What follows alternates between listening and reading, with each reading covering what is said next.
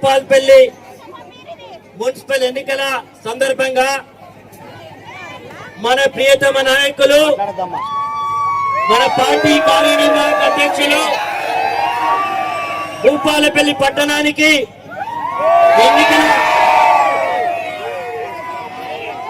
ఎన్నికల ప్రచారం నిమిత్తం ఈ రోజు వచ్చిన సందర్భంగా మన భూపాలపల్లి పట్టణానికి సంబంధించిన పార్టీ తరఫున ప్రజల తరఫున వారికి స్వాగతం సుస్వాగతం. ఈరోజు మన పార్టీ ఎన్నికల ప్రచారంలో చివరి ఘట్టంలో ఉన్నాం. గత నెల రోజుల నుంచి మనం ప్రతి వాడ తిరిగినాం, ప్రతి గల్లీ తిరిగినాం. ఈ రాష్ట్ర ప్రభుత్వం అధికారంలోకి వచ్చి 2 సంవత్సరాల 2 నెలలు పూర్తి చేసుకుని ఏ ఒక్క ఎన్నికల హామీలు అమలు చేయకుండా ఈ భూపాలపల్లి పట్టణానికి ఒక్క పైసా ఇవ్వకుండా ఈరోజు ఎన్నికలు వస్తున్నాయని తెలియగానే ఎన్నికల్లో ఎట్లయినా గెలవాలని 2 సంవత్సరాల నిద్రపోయి నిద్రలో నుంచి మేల్కొని భూపాలపల్లి చుట్టూ రోజుకొక మంత్రి 10 మంది మంత్రులు రోజొక్క శిలాఫలకం వేసి ఎన్నికల్లో ఎట్లయినా గెలవాలని ప్రయత్నాలు చేసి చివరికి మంత్రుల లెవెల్ తోటి కాకపోతే సాక్షాత్తు ముఖ్యమంత్రి నిన్న భూపాలపల్లికి వచ్చిందా లేదా ఒక్కసారి ఆలోచన చేయాలి.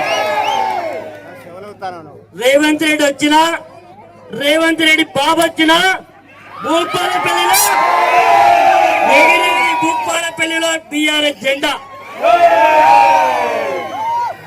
జెండా తెలంగాణ ప్రజలకు ఒక అండ, సింగరేణి కార్మికులకు ఒక అండ, ఒక రైతన్నకు ఒక ధైర్యం, ఒక అక్కకు ఒక ధైర్యం. కాబట్టి జరిగింది అనేక ఎన్నికల హామీలు ఇచ్చి అధికారంలోకి వచ్చి ఏ ఒక్క హామీలు అమలు చేయకపోతే కనీసం మన రామన్న మన భూపాలపల్లి పట్టణానికి ఇచ్చినటువంటి నిధులను కూడా ఈ రోజు అంబేద్కర్ సెంటర్ లో ఉన్నాం. మనం అంబేద్కర్ సెంటర్ లో ఈ రోజు రోడ్డు విస్తరణ, సెంటర్ లైటింగ్ శాంక్షన్ చేయించి పనులు జరుగుతూ ఉంటే మనం దురదృష్టవశాత్తు ఈ ప్రభుత్వం ఇచ్చిన అసత్య ఆరోపణలకు, అసత్యమైనటువంటి హామీలకు నమ్మి అవకాశం ఇచ్చిన ప్రజలు 2 ఏళ్ళైంది ₹1 నిధులు ఖర్చు పెట్టలే. ఈ ఖర్చులన్నీ కూడా ఈ రోజు సిఎస్ఆర్ కింద ఈ ప్రాంతాన్ని అభివృద్ధి చేయడానికి తెచ్చిన నిధులను మన శాసనసభ్యుడు ఈ నిధులను ఇక్కడ ఆపి ఆయన సంతూరు బుద్ధారానికి పట్టుకపోయిండు.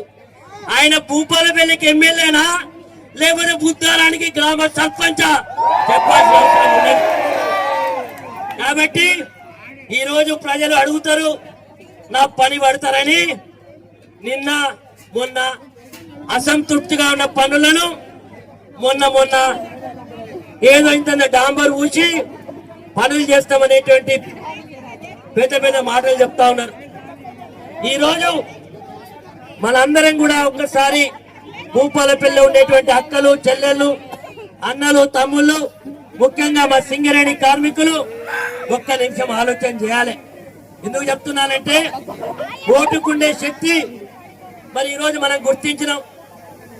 అందరు అనుకున్నారు నేనేకపోతేంది కేసీఆర్ రాడా, ఇక్కడ ఎమ్మెల్యే గెలవకపోతేంది కేసీఆర్ రాడా అని.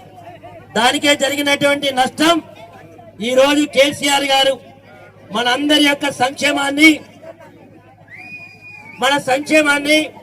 మన అభివృద్ధిని, మన ప్రాంతం యొక్క ప్రజల యొక్క ఆకాంక్షను కేసీఆర్ గారు ఈరోజు పూర్తి చేసిండు.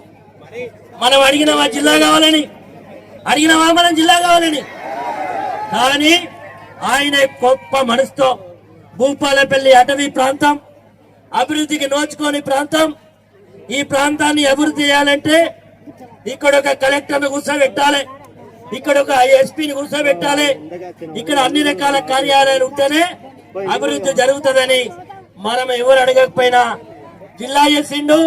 ఆ జిల్లాకు తెలంగాణ ఉద్యమంలో కీలక భూమిక పోషించినటువంటి ప్రొఫెసర్ జయశంకర్ గారి పేరు పెట్టిండు.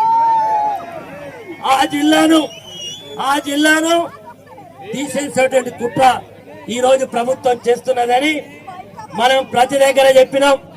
ఎందుకు చెప్పినాం? రాష్ట్ర శాసనసభలో రెవెన్యూ మంత్రి శ్రీనివాసరెడ్డి జిల్లాలో అశాస్త్రీయంగా జరిగిన ఏర్పాటు దాన్ని తగ్గించడానికి మేము నిర్ణయం తీసుకుంటున్నాం, జిల్లాలు తగ్గిస్తామని. దాని కంటిన్యూషన్ భాగంగానే మొన్న మేడారం సమ్మక్క సారలమ్మ జాతరకు వచ్చి ఏం చెప్పిండు సీఎం? జిల్లాలను తగ్గించడానికి కమిషన్ వేస్తున్నామని చెప్పింది వాస్తవం కాదా? అవునా అని ఈరోజు చెప్తాను. అది చెప్పంగానే భూపాలపల్లి ప్రజలు కొడుకా నువ్వు ఎప్పుడొద్దో రా, నిన్ను పొందదీత్తం పొందల పెడతామని పొంద తీయంగానే జల్లమని నిన్న భూపాలపల్లికి వచ్చి నేను జిల్లా దియ్యా మరి ఏ జిల్లా తీస్తావు? భూపాలపల్లి తీయరని నువ్వు నిన్న చెప్పినావు. మన సీతక్క ములుగురు అంటారు, మంచినీళ్ళ ఇంకో అంటారు. ఈ రోజు ఈ ప్రభుత్వానికి చేత కాదు. ఇంత గొప్పగా 10 ఏళ్ల నుంచి జిల్లా కార్యాలయాలని పనిచేసి మన ప్రజా సంక్షేమానికి ఈ గతంలో కేసీఆర్ గారు తీసుకున్న నిర్ణయం వల్ల జరుగుతున్న దానికి చివరికి ముఖ్యమంత్రి వచ్చి చెప్పుకునే పరిస్థితి తీసుకొచ్చింది ఎవరు? బీఆర్ఎస్ పార్టీ సైనికులు, భూపాలపల్లి ప్రజలు. అదేవిధంగా మా ఇక్కడ సింగరేణి కార్మికులు ఉన్నారు. ఎప్పుడైనా మంచి చేసినోని గుర్తు చేసుకోవడం కొంచెం జాప్యమైనా ఎప్పుడు మంచోడు గుర్తుకొస్తాడంటే ఒక దుర్మార్గుడు వచ్చినాక మంచోని పనితనం తెలుస్తుంది. అంతేనా కదా? కేసీఆర్ గారు నిజంగా సింగరేణి కార్మికుల పక్షాన ఒక దేవుడైండు. ఆయన ఈ రోజు దేవుని ఫోటో ఎట్లా పెట్టుకుంటారో సింగరేణి కార్మికులు కేసీఆర్ బొమ్మ పెట్టుకోవాలి. ఈ రోజు 20,000 మంది సింగరేణి కార్మికుల పిల్లలకు మెడికల్ ఇన్వాలిడేషన్ పేరు మీద ఉద్యోగాలు వచ్చినాయా లేదా ఒక్కసారి అడగాల్సిన పరిస్థితి ఉంది. ఉద్యోగాలు ఇస్తే 11 నెలలైంది, మెడికల్ బోర్డు లేదు. మన కార్మికుల గురించి మాట్లాడే పరిస్థితి లేదు. మన పైసలు ఎవడబ్బ సొమ్మని రేవంత్ రెడ్డికి ఫుట్బాల్ ఆట ఆడిష్టం ఉంటే ఆయన సొంత పైసలైనా పెట్టుకోవాలి, ఇంకేమైనా పెట్టుకోవాలి. అప్పటికి వాడిని వీడిని భయపెట్టించి పైసలు తెచ్చి అవి సరిపోకపోతే మీరు కష్టపడ్డ సొమ్మును 10 కోట్ల సొమ్మును ఎవడో మెడ్సో వానికి 10 కోట్లు ఇచ్చిందా లేదా? దానికి కారణం 23 నాడు ప్రతి సంవత్సరం సింగరేణి డేను జరుపుకుంటాం మనం. ఆ సింగరేణి డే కూడా జరపలే. ఈసారి సింగరేణి డే జరపకపోయింది. కనీసం ప్రతి సంవత్సరం సింగరేణి కార్మికులకు క్యాలెండర్ ఇస్తాడు. ఇచ్చిన క్యాలెండర్ ఇయ్యలే, సింగరేణి జరపలే. ఈ రోజు అంటున్నాడు, నిన్న వచ్చి ఇవే మాట్లాడినాం. మేము ఊర్లో పోయినాం, మా కార్మికుల దగ్గర కానీ ప్రజల దగ్గర ఈ విషయాలే ప్రస్తావన చేస్తే ఏమన్నాడు? నిన్న అంటుండు వీళ్ళంతా అసత్య ప్రచారం చేస్తున్నారు, వీళ్ళను కూసబెట్టాలి, వీళ్ళని దెబ్బలు కొట్టాలని. నువ్వు 11 నెలల నుంచి నువ్వు కనుక బోర్డు పెట్టకపోతే నిన్ను కొట్టాలా, మమ్ము కొట్టాలా? మా సింగరేణి కార్మికులు నువ్వు ఒక్కసారి నీ గన్మెన్ లేకుండా, నీ సెక్యూరిటీ లేకుండా నువ్వు రా. నువ్వు వాపసు పోతే నేను రాజకీయాల నుంచి విప్పుకుంటా, అసలు రాజకీయాల గురించి మాట్లాడు. ఎంత ఆగ్రహంతో ఉన్నారు. కాబట్టి మీరందరూ కూడా మీ ఆవేదనను కేవలం మాటలతో కాదు, రేపు 11వ తారీఖు నాడు ఓట్ల రూపంలో చెప్పాల్సిన అవసరం ఉంది. ప్రతి వార్డులో ఈ రోజు మన అభ్యర్థులు పోటీ చేస్తా ఉన్నారు. ఈసారి సింగరేణి కార్మికులకు 5గురికి నేను ఈ రోజు మన పార్టీ తరఫున టికెట్ ఇవ్వడం జరిగింది. ఒక సింగరేణి మాజీ కార్మికుడికి టికెట్ ఇవ్వడం జరిగింది. 6గురికి మనం సింగరేణి కార్మిక కుటుంబాలకి ఇచ్చినాం. గెలిపించుకునే బాధ్యత సింగరేణి కార్మికులని ఈ సందర్భంగా గుర్తు చేస్తున్న అక్కలారా. అదేవిధంగా నిన్న మన ఎమ్మెల్యే నాకు చాలా ఆశ్చర్యం కలిగింది. ఆయన మాట్లాడితే కొద్దిగా వాస్తవాలకు దగ్గరగా మాట్లాడాలి. 5వ వార్డట, 20వ వార్డట, 21వ వార్డట, 6వ వార్డ కరెంటే లేదట. ఈ మొగోడు వచ్చాట కరెంట్ ఇచ్చిండట. నిజమా? ఇంత పచ్చి అబద్ధాలు మాట్లాడు. భూపాలపల్లిలో గత 5 సంవత్సరాల నుంచి 200 ట్రాన్స్ఫార్మర్లు ఎక్కడ లో వోల్టేజ్ ఉంటే అక్కడ వేయించింది ఈ నిద్రముఖమైనకి ఏమెరిక. ఇక్కడ వెలుగులు ఎట్లున్నాయో చూస్తే అర్థమవుతుందని ఇప్పటికీ అర్థమైంది. కాబట్టి అసత్య ప్రచారాలు ఒక పక్క, ఇంకొక మాట చెప్తున్నాడు. నేను బైపాస్ రోడ్ గౌరవ మన నాయకుడు 23 ఫిబ్రవరి నెలలో భూపాలపల్లికి వచ్చిండు కేటీ రామారావు గారు. వచ్చిండా లేదా? భూపాలపల్లి అంబేద్కర్ స్టేడియంలో జరిగినటువంటి సభ సాక్షిగా నేను బైపాస్ రోడ్ అడిగితే వారి వట్టి చేతుల్లో నిన్న రేవంత్ రెడ్డి వచ్చినట్టు రాలే. ఒక జీవో కాపీ 150 కోట్ల రూపాయల బైపాస్ రోడ్డుకు శాంక్షన్ ఇచ్చి ప్రజల ముందు నాకు ఆ కాపీ ఇవ్వడం జరిగింది. రేవంత్ రెడ్డి ఎందుకే నువ్వు ప్రతిపక్షంలో ఉన్నప్పుడంటే అసత్యాలు మాట్లాడినావు. ఈరోజు ముఖ్యమంత్రిగా కూడా ఇన్ని అసత్యాలు మాట్లాడితే ఇప్పటికే నిన్ను చీదరించుకుంటున్నారు, చీ అంటున్నారు. ఇవన్నీ కూడా నీకు అర్థం కావడం లేదా అని ఈరోజు మా భూపాలపల్లి ప్రజల పక్షాన కోరుతున్నా. అదేవిధంగా నిన్ను అంటున్నాడు ఎమ్మెల్యే అంటుండు డీటెయిల్ ప్రాజెక్ట్ రిపోర్ట్ సబ్మిట్ చేసిన అని. అరే బాబు, నేను ఆనాడే డీటెయిల్ ప్రాజెక్ట్ రిపోర్ట్లు సబ్మిట్ చేయడం జరిగింది. కార్డు చూపెడుతున్నా. మన ఎక్కడ ఎంత భూమి పోతుంది, ఏ సర్వే నెంబర్లు ఎంత భూమి పోతుంది, ఈ రోడ్డు విస్తీర్ణం ఎంత, దీనికి అయ్యే ఖర్చు ఎంత, ఇవన్నీ కూడా చూపెడుతున్నా. ఇది మా కమిట్మెంట్, సంబంధించిన విషయాలు. కాబట్టి తప్పుడు మాటలు బంద్ చేయండి. అర్థమైపోయింది పని చేసేవాడు ఎవడు, పని చేయలేడు. నిన్న రేవంత్ రెడ్డి అంటుండు అసలోడు ఇక్కడ ఉన్నాడు, నక్కిలోడు ఎక్కడ. అరే బాబు, అసలోడు ఎవడు? ఈ రోజు భూపాలపల్లిని అభివృద్ధి చేసినోడు అసలు 2 ఏళ్ళ నుంచి నిద్రపోయినోడు నకిలివాడు. భూపాలపల్లి ఈ రోజు ఈ స్థాయికి రావడం కారణం ఈ రోజు మనకు కనబడ్డ పనులు కావా. ఈ రోజు degree college, junior college, medical college, bus depot, Bhupalpally municipality, ఈ రోజు గల్లీ గల్లీకి రోడ్లు, ఇంటింటికి నీళ్లు, ఎక్కడికి అవసరం ఉంటే అవన్నీ చేసింది ఎవడు? మారుమూల ప్రాంతంలో బ్రిడ్జిలు కట్టించింది ఎవడు? ఈ ప్రాంతాన్ని అభివృద్ధి చేసింది ఎవడో ప్రజలకు తెలుసు. బాబు, నువ్వు నకిలీవే, నీ ఎమ్మెల్యే నకిలీనే. అరే నకిలీ నువ్వు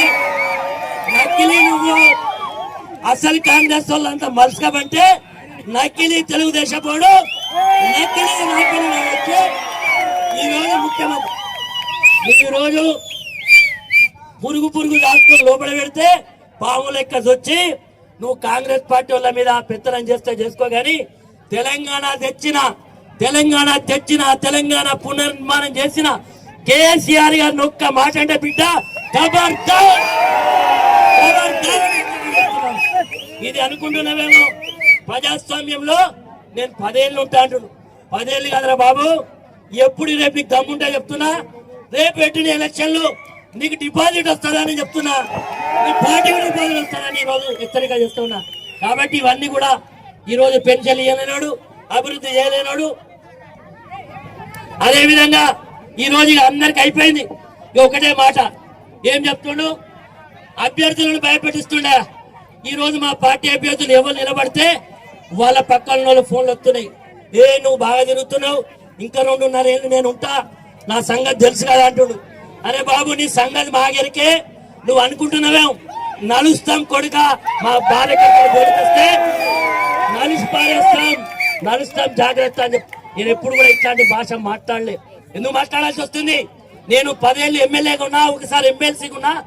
ఎవరు ఏ పార్టీ వాళ్ళైనా గౌరవించిన, మర్యాద ఇచ్చిన, అన్ని రకాలుగా సహకరించిన ఈ ప్రాంత ప్రజలు నా అన్నలు అనుకున్నా, తమ్ముళ్ళు అనుకున్నా, ఏ పార్టీ వాడైనా నావాడు అనుకున్నా.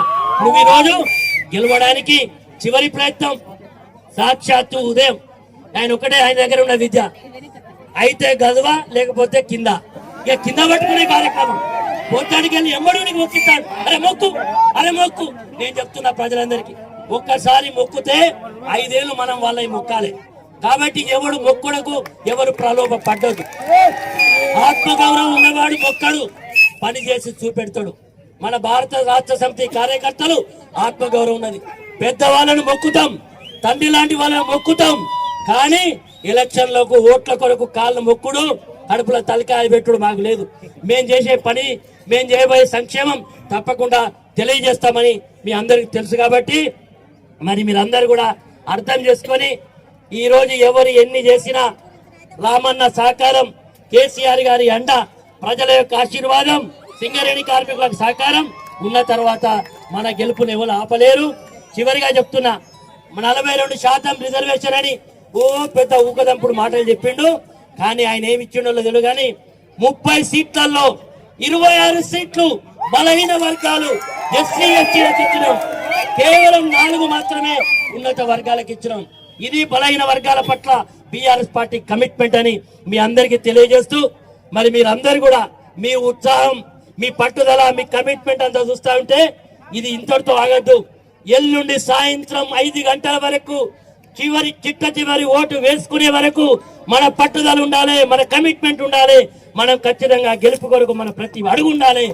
ఖచ్చితంగా ప్రతిపక్ష అధికార పక్షానికి ఒక హెచ్చరికలాగా ఉండాలని మీ అందరినీ కోరుకుంటూ, ఎండను లెక్క చేయకుండా ఉదయమే పనులకు పోయి మరి ఇంట్లో ఉన్న పనులు చేసుకుని వచ్చిన మా అక్క చెల్లెలకు, అన్న తమ్ముళ్లకు, బీఆర్ఎస్ పార్టీ కార్యకర్తలందరికీ కూడా మరొక్కసారి ధన్యవాదాలు తెలియజేస్తూ సెలవు తీసుకుంటున్నా. జై తెలంగాణ.